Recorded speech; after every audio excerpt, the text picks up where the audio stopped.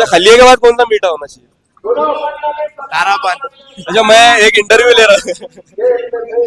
हाँ। सबको दे दे तो प्रॉब्लम हो जाएगी, फिर एमआईएम के वोट बढ़ जाएंगे। यही सेम सवाल असद साहब से पूछा था, बिठाओ उस गाड़ी में कि मुझे भी बुलाओ चबूतरों पे। अच्छा सिला दिया तूने मेरे प्यार का। किया है और अब वो आईटी पार्क बना रहे हैं। ढाई नान, ढाई वो स्टैमिना है। निकाह में जैसा तीन कबूल बोले बगैर शादी नहीं होती ना, एक औरंगाबाद का दूल्हा जब तक हलिया नहीं खिलाएगा। एमआईएम के अंदर डेमोक्रेसी नहीं है। ऐसा मेरे को तुम्हारी कोई अगर बात पसंद नहीं है ना तो मैं स्टेज पर जाके नहीं बोलूंगा। तो नौजवान यूथ है, उन्हें बेंगलोर, पूना, मुंबई ऐसी जगह पे माइग्रेट करना पड़ता है या अप डाउन करना पड़ता है। एक सेकुलर मैन है, एक इन कम्युनल पार्टी।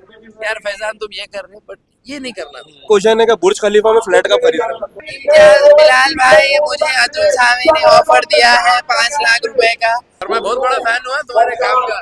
हमारी सेटिंग हो चुकी है भाई, राइट में लेफ्ट है, उनकी कोई फिक्स आइडियोलॉजी नहीं है। तो हम कैसे सेटिंग मास्टर हो गए। एमआईएम हमेशा ऑर्गेनाइज रहती है, लेकिन जब इलेक्शन आते तो ऑर्गेनाइज हो जाती है। आज हमारे साथ मौजूद है बिलाल जलील साहब। अस्सलाम वालेकुम भाई। भाई बहुत थकावट दिख रही, क्या है कैंपेनिंग में ज्यादा है? अरे सदर की तकरीर सुन रहा हूँ। अच्छा, मैं आपको डिस्टर्ब तो नहीं कर रहा ना? बिल्कुल भी नहीं सुन रहा हूँ, मैं आपको भी सुन रहा हूँ उनको भी अच्छा, एक सवाल है कि एमआईएम जब यहाँ 2014 में आई थी तो 60 सीट्स थे, फिर उसके बाद कम हुए, अब कम होते होते वो 16 पे आ गए। तो आपका क्या कहना है कि एमआईएम अब ज्यादा फ्रंट पे नहीं लड़ पा रही इसलिए उन्होंने कम किया? 60 में समझ में आया कि स्ट्रॉन्ग पॉकेट कौन सा है, फिर उसको और कम करें, ये स्ट्रॉन्ग पॉकेट।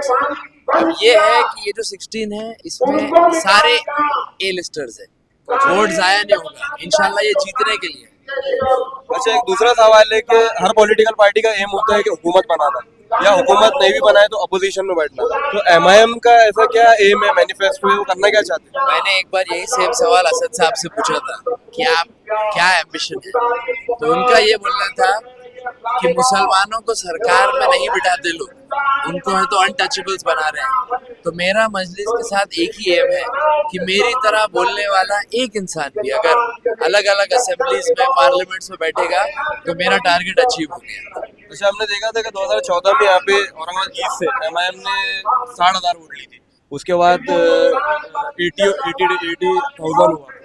अब क्या लग रहा है आपको, क्या जंप होगा या कम होगा? बिल्कुल जंप होगा और आगे बढ़ेगा इंशाल्लाह। लोकसभा में हमने यहाँ पर 89,000 वोट्स लिए थे, अब इंशाल्लाह जितने वोट बढ़े हैं, जितने लोग शिफ्ट हुए हैं, जितने 18 साल के बच्चे आगे बढ़े हैं, हमारा टारगेट इंशाल्लाह ये टाइम 1 लाख वोटों का है। अच्छा, ये जो बच्चे चबूतरों पे बैठ रहे हैं, चबूतरे गरम कर रहे हैं नौजवान, तो इनके लिए आपका क्या पैगाम है कि इनको क्या मोटिवेशन देना चाहते हैं बिलाल जलील साहब?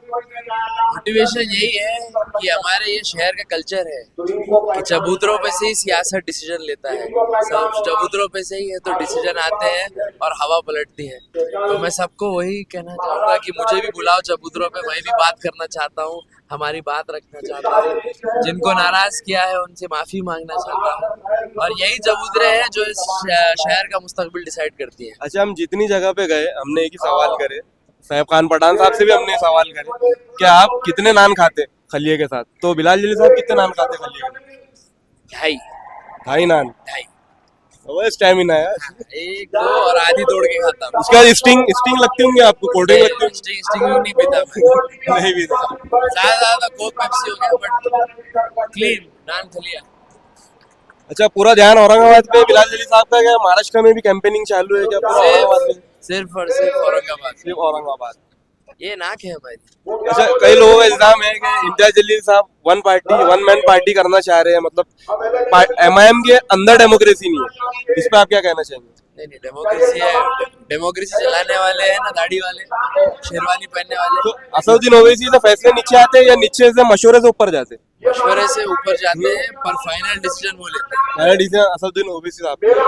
तो आपको क्या लग रहा है कि जब अपना मानुस, अपना आदमी, इस वजह से जो टूरिज्म सेक्टर का मसला है औरंगाबाद के अंदर, उसके बाद आईटी सेक्टर का मसला है, टेक्सटाइल इंडस्ट्री का मसला है, वो सारी मसला है कि हमारे जो नौजवान यूथ है उन्हें बेंगलोर, पूना, मुंबई ऐसी जगह पे माइग्रेट करना पड़ता है या अप डाउन करना पड़ता है, तो इस पे इम्तियाज जलील साहब का क्या रोल रहा है? उन्होंने कितनी कंपनीज को इनवाइट किया यहाँ पे? तो मुझे बहुत खुशी होती है ये बताने में कि औरंगाबाद की जो पहली आईटी कंपनी है, जो एक आईटी पार्क बन रहा है, वो एक हेल्थ टेक पार्क बन रहा है, ये यूएस से कंपनी आई है, वो क्लब ऑफ 12 कंपनीज है 12 कंपनीज हैं जो आईटी में काम करती हैं। इन्होंने बाजाब्ता है तो अपने शेंद्रा के पास 3 एकड़ लैंड भी लिया है और अब वो आईटी पार्क बना रहे हैं। और अभी की पोजीशन में वो एयरपोर्ट के आगे वो जो है ना फैंसी सा बना हुआ क्या बोलते हैं उसको, वो जहाँ पे सारी कंपनीज है एयरपोर्ट के आगे है, जालना रोड पे, शिंद्रा एमआईटी शेंद्रा एमआईटी। तो ऑरिक सिटी में उनका ऑफिस है जहाँ पर वो सिर्फ आईटी के लोगों को हायर कर रहे हैं। बाज़ाब्ता आपको सरप्राइजिंग फील होगा कि जो दिल्ली और बॉम्बे की सैलरीज है उससे ज्यादा पैसा देकर वो बुला रहे हैं औरंगाबाद में लोगों को। तो इंशाल्लाह द फ्यूचर इज देयर और हमने उसका एक फाउंडेशन सेटअप किया है। जब ये 2-3 का मॉडल देख लेंगे तो इंशाल्लाह आगे बहुत ही सिलसिला बढ़ेगा। अच्छा, यहाँ की जो डायनामिक है उसमें पिछली बार देखे तो 1-1 मुकाबला था गफ्फार कादरी साहब में और अतुल साहब साहब में।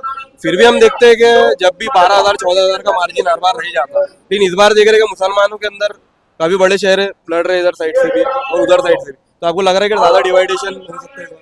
20 तारीख को इतिहास गवाह है कि 2014 ले लो, 19 ले लो, 24 का लोकसभा ले लो, सब हवा इधर उधर उधर होती है। पर जब 20 तारीख को जो सही में औरंगाबाद का मुस्तकबिल के बारे में सोचता है, जो शहर में मुस्लिम लीडरशिप जिंदा रखना चाहता है, वो जाकर पतंग पे ही बटन दबाता है। मेरी यही एक दुआ है और उम्मीद भी यही है कि इस बार भी है तो 20 तारीख के दिन पूरे वोट पतंग के फेवर में रहेंगे। अच्छा, अभी 6 महीने का नगर सेवक इलेक्शन आने वाले हैं, तो उसमें हम कोई नए चेहरे देख पाएंगे जो यूथ है 26 साल 30 साल 35 साल यंगेस्ट बच्चे? बिल्कुल, मेरी कोशिश यही रहेगी कि मैं असद साहब को बोलूँ, हमारे वालिद साहब को बोलूँ कि बहुत सारे नए नए यंग चेहरों को है तो लेकर आना। ये जितने नौजवान जो है तो दिन रात एक करके काम करते हैं लोगों के, इनको कॉर्पोरेटर्स बनाना। हमारे जो पुराने कॉर्पोरेटर्स हैं उन्होंने अपना टर्म में जो काम किया, जो वो 5 साल तो उनको 10 साल हो गए और उनका जो पहला टर्म था उसी की तरह हमें और पिछली टाइम 27 लेकर आए थे, ये टाइम हम मेयर बनाने की उम्मीद करेंगे। अच्छा, एक फेमस कोट है कि इम्तियाज जलील एक सेकुलर मैन है, एक इन कम्युनल पार्टी।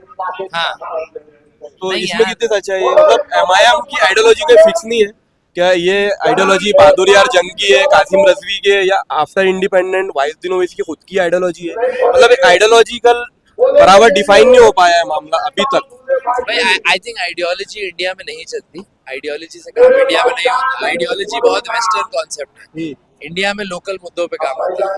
इंडिया में लोग क्या सोचते हैं कि यार अगर इसके पास जाएंगे तो अपना काम होगा कि नहीं होगा, और काम क्या है बहुत पीछे है। अभी आइडियोलॉजी वाली पॉलिटिक्स आने में हमको 20-20 साल लग जाएंगे।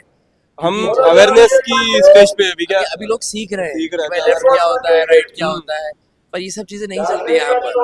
यहाँ पर इम्तियाज जलील सेक्युलर है, पार्टी में तो एमआईएम में ही है ना, तो इसका ये मतलब है कि अगर वो अपनी आइडियोलॉजी प्रैक्टिस कर सकते हैं तो मतलब पार्टी की भी वो आइडियोलॉजी हो सकती है। आपको ये समझना जरूरी है कि यहाँ पर ओवरलैपिंग बहुत होता है, तो अभी हम बहुत दूर है वो आइडियोलॉजी वाले पॉलिटिक्स से। अच्छा, आपका भी रस्म हुआ कुछ महीने पहले, तो जो आपने शायद बाहर हुआ, मुल्क से बाहर हुआ, दुबई में हुआ, तो शादी जो है इसमें आप नान खलिया रखने वाले हैं कि नहीं? मतलब निकाह में जैसा 3 कबूल बोले वगैरह शादी नहीं होती ना।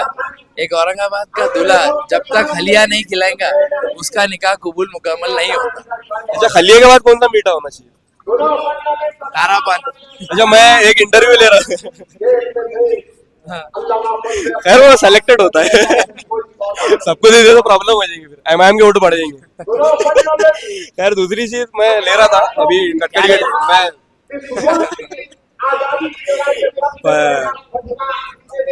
भाई कंफ्यूज कर दिया।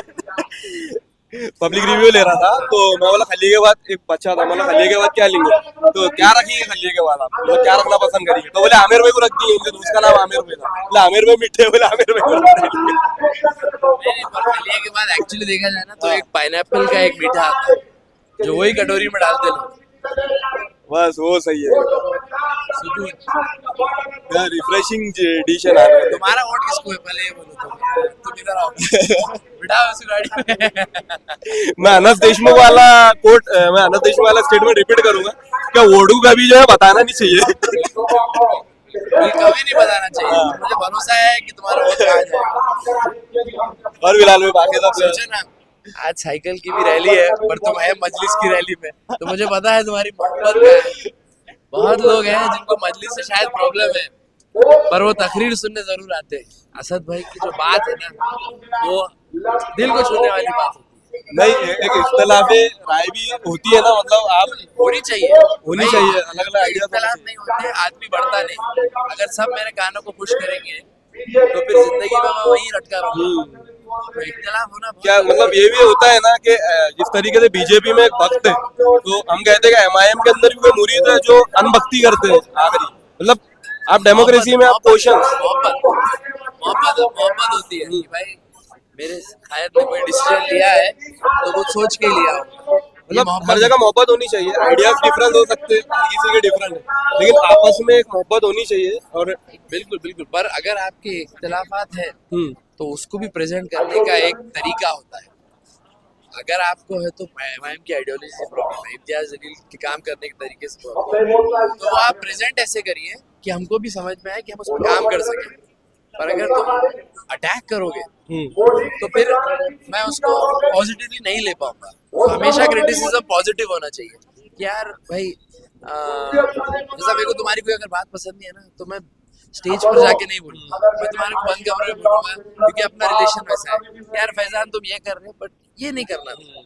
तो वो चीज में मैं, और शहर में बहुत लोग हैं जो हमसे नाराज थे और उनसे जब मैं अकेले में बैठ कर आया तो मुझे समझ में आया कि यार यहाँ पे कब पड़ गए, ये करना था।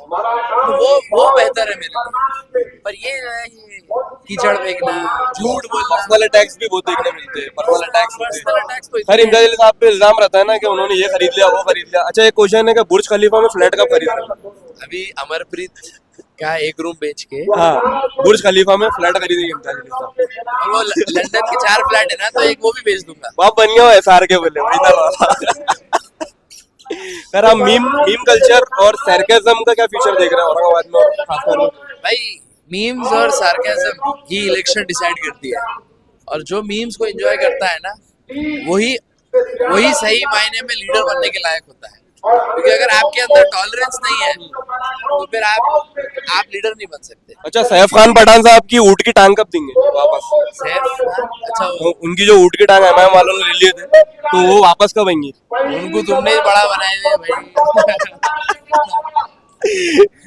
नहीं नहीं, बड़ा वाला है, लेकिन फिर सवाल बागवान के 5 लाख का क्या मामला है? सोचो यार भाई, एसएफएस के बाहर खड़े रखे, बिलाल भाई मुझे अतुल सामी ने ऑफर दिया है 5 लाख रुपए का, आप मेरे लिए क्या कर रहे हैं? मेरा दिल्ली समाज में बहुत तेरी। पर ये देखो ना यार, सोचो दाढ़ी टोपी पहना हुआ है, कुछ है ऐसे जो हीरो बन के घूमते लीडर है, उनको नहीं बोलते, तो दाढ़ी टोपी पहन के यार तुम मेरे से डील कर रहे तुम डील यार, कल उन पे हमला भी हुआ, पुलिस स्टेशन का कोई डिटेल आएगा? उनके घर में बच्चा भी नहीं होगा ना तो हमारे पे ब्लेम करेंगे। कहीं पे भी कहीं हमला हुआ हमारे घर। अरे इलेक्शन है, लड़ो, पीछे क्यों लिए? उलमाओं के बोलने पे भी बोले कौन से उलमा ने उनको बोला? कुछ भी नहीं, वो हमारे से बात कर रहे थे और अब्दुल साहब से बात कर रहे थे, फिर उनको है तो क्योंकि रेटे मिला हुआ। हाँ, उनको वहाँ रेट नहीं मिला ना। शुक्रिया आपका बहुत बहुत। और मैं बहुत बड़ा फैन हुआ तुम्हारे काम का। तो बता दूं मैं आपको कि मैं इनसे पर्सनली, इनको मैंने डीएम किया था, इनके साथ मीटिंग हुई थी, हमारी सेटिंग हो चुकी है, बेफिक्र रहो। But we are on a different ideological spectrum. Different ideology। भाई राइट में लेफ्ट है। जिस दिन आम आदमी पार्टी का कैंडिडेट आएगा हम उसका साथ देंगे। अभी चलेगा। जरूरत है सेक्युलर आदमी की। मतलब आप रिव्यू लेने की जरूरत नहीं पड़ती, फिलहाल मैंने दे दिया, बहुत हो गया। मतलब मेरी जो कुर्बानी थी उधर की अबू आसिम साहब की, वो काम आ गई। वो कुर्बानी नहीं है, वो कुर्बानी नहीं है। उनकी तकरीर में तुमको यहाँ बैठे बैठे सुना देता इम्तियाज जलील ऐसा है, इम्तियाज जलील ये किया, इम्तियाज जलील वो किया, बस। अबू आसिम साहब को मैंने जितना नोटिस किया पिछले 10 साल में, उनकी कोई फिक्स आइडियोलॉजी नहीं है। मीन्स उन्होंने पिछले 5 साल पहले, मैं किराड़े में खड़ा था, उन्होंने कांग्रेस को गालियां दी, लिटरली गालियां दी। फिर उसके बाद वो कांग्रेस की अलायंस की तरफ भी बढ़ जाते, कभी पीछे हो जाते, कभी इसको गालियां, मतलब क्या उनकी एक फिक्स वो नहीं मामला। उनका ऐसा है ना कि वो थाली का बैंगन रहता ना, बट उनका वो नहीं है, वो तो पुराने सीनियर लीडर है। यार वो बॉम्बे में उनकी अच्छी और गलत बात हो जाएगी कि मैं इतना छोटा होके बोलूं, पर मैं एक बात बता दूं, उनको हराने वाला कोई और नहीं होगा, उनका खुद का बेटा होने वाला है। उनसे पूछ लेना, वो भी बोल देंगे। यार वो भी अच्छी एक्टिविज्म चलता है उनका, फरहान का भी अच्छा हाँ, एक्टिविज्म। तुम वो रैली में जाएंगे ना, तो वहाँ पे दो ही चीजें, इम्तियाज जलील और आजकल एक नया है भाई, इम्तियाज जलील का पोट्टा भी बहुत खराब अच्छा गफ्फार कादरी साहब एक गाना गा रहे, अच्छा सिला दिया तूने मेरे प्यार का। तो यार नाइंसाफी हुई क्या ये, मतलब कैसा डिसीजन था ये, मुझे समझ नहीं आया क्या ऐसे मसले थे मसाइल पार्टी के अंदर। 2 बार टिकट दिए तो पार्टी अच्छी, एक बार नहीं दिए तो बी टीम, दलाल, सेटिंग मास्टर सब 2 बार टिकट दिए, वो टाइम पे अच्छे थे। मतलब आपका अगर हमारे से रिश्ता ही ट्रांजैक्शनल है कि तुम मुझे कुछ दो मैं तुम्हें कुछ दूंगा, तो उनके ऊपर बात करके फायदा नहीं है। 10 साल अपन ने कांधे से कांधा मिलाए, इज्जत दी है, साथ में रहे, काम करे उनके लिए। अच्छा हमने देखा था कि वंचित से जो युति थी एमआईएम की, वो सेंट्रल कॉन्स्टिट्यूंसी की वजह से टूटी थी। फिर ऐसा लग रहा था कि इम्तियाज जलील साहब एमपी के बाद वहां से लड़ेंगे, लेकिन एक सरप्राइज उन्होंने जंप लिए ईस्ट के अंदर। वो सदर साहब से पूछो, सदर साहब सदर साहब से पूछो कि क्यों ईस्ट से उनको लेकर आए पहले तो। और दूसरा, युति जब टूटी थी तो पूरे महाराष्ट्र में युति एक सीट पे हुई थी। 2019 में विधानसभा में पूरे महाराष्ट्र में वंचित बहुजन आघाड़ी और एमआईएम की युति एक सीट पर हुई थी। कौन सी सीट थी वो? औरंगाबाद ईस्ट। हाँ हुई थी, मतलब याद है ना? तो हम कैसे सेटिंग मास्टर हो गए? आपने पूरे महाराष्ट्र में वंचित ने है तो टिकट दी थी एमआईएम को हराने के लिए, पर पूर्व में सेटिंग हो गई थी। तो असली सेटिंग मास्टर कौन है? उनका कहना था कि हमको प्रॉब्लम सिर्फ इम्तियाज जलील से, असद साहब से भी नहीं है। तो बाकी टिकट बाकी सीट्स पे देना था ना। इम्तियाज जलील थोड़ी एमएलए थे, इम्तियाज जलील तो एमपी बन गए थे। बाकी सीट पे क्यों नहीं करे? सिर्फ गफ्फार कादरी को सपोर्ट क्यों करे? सेटिंग मास्टर कौन है? उसमें भी सुन के नहीं आया 80,000 ही क्या मामला। नियत, आज भी नियत क्या है? अगर आप औरंगाबाद ईस्ट के लोकल इश्यूज पे बात करते ना, तो शायद आपको मिल जाता। आपके पास सिंपैथी भी थी स्टार्टिंग में, पर आपने स्टेज पर जाकर सिर्फ हमको गाली दी है। अच्छा कांग्रेस, राष्ट्रवादी, समाजवादी और ऑल अदर्स पार्टी, उनका फ्यूचर आप क्या देख रहे हैं एमआईएम का इधर औरंगाबाद के अंदर? यार जब तक एमआईएम है, मेरे को नहीं लगता कि कोई मुस्लिम वोटर कहीं इधर उधर जाएगा। अच्छा एक क्वेश्चन और था कि जो रिदम है एमआईएम का 80,000 जाहिर सी बात है इसके पीछे बहुत सारे लोगों की मेहनत रहती होंगी, आपका टीम वर्क रहता होगा, आप रात रात भर जागते होंगे, तो क्या ऐसी स्ट्रेटजी है, क्या मोटिवेशन है और किस तरीके से मैनेज होगा? भाई मैं तो एक्चुअली बहुत दूर रहता हूँ। मैं तो ऑलरेडी बहुत फेमस हूँ कि भाई सिर्फ इलेक्शन में आता है, और ये क्योंकि मैं नौकरी करने वाला आदमी। पर यहाँ मजलिस का जो ग्राउंड वर्क है ना, जो यहाँ के प्रेसिडेंट्स हैं, समीर साजिद हो गए, असरार हो गए, शारिक भाई हो गए, जो कॉर्पोरेटर्स थे पुराने, ये सब लोग हैं तो अपने वार्ड में पकड़ बना के रखे हुए हैं। मतलब मजलिस का पकड़ है, और कल को थोड़ा डामाडोल होता ना, तो असद भाई ऐसे लीडर है ना कि उन्हें कभी लेजी होते ही नहीं। उन्हें आए दिन आते रहते हैं, लोगों से राब्ते में रहते हैं। मतलब आज औरंगाबाद उनके लिए गढ़ बन गया है। यार हमने देखा कि मतलब एमआईएम हमेशा ऑर्गेनाइज रहती है, लेकिन जब इलेक्शन आते तो ऑर्गेनाइज हो जाती है। हाँ यस, ये एक सिस्टम है जो इंशाल्लाह आगे है तो फिक्स करना बहुत जरूरी है। तो अगर इंशाल्लाह औरंगाबाद पूर्व से इम्तियाज जलील साहब चुनकर आते हैं और मध्य से नासिर सिद्दीकी साहब चुनकर आते हैं, तो अगले इलेक्शन में ये कंप्लेन नहीं होगी। चलिए भाई शुक्रिया आपका, बहुत लंबा इंटरव्यू हो गया है। बिलाल भाई साहब, मजा आया। आप फ्रेश हुए कि नहीं? लेकिन मैं तो फ्रेश हुआ, तुम्हारा चेहरा देख के फ्रेश हो जाता हूँ। चलेगा भाई, शुक्रिया आपका।